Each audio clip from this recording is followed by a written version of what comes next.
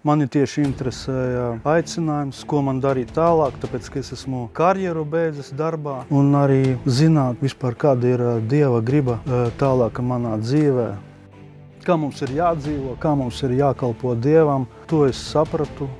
Jo agrāk es bišķi šauri skatījos, bet šeit bija lekcijas, kur parādīja gan evaņģēliju, gan visus notikumus no pasaules radīšanas, ka tos parādīja bišķi daudz dziļāk no pavisam, cita rakursa. Tas man palika dziļi sirdī. Dažādas dzīves negatīvo pieredžu dēļ vai savu kaut kādu neizdarības dēļ Dieva vārds bija bišķi tā kā manā sirdī izdzēsies kaut kur vai izplūdis.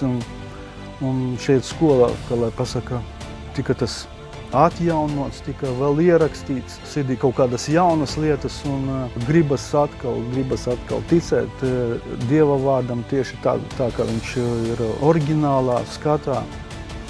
Un gribas to kaut kā īstenot dzīvē, ņemot vērā to, ko es varu, ņemot vērā savus talantus.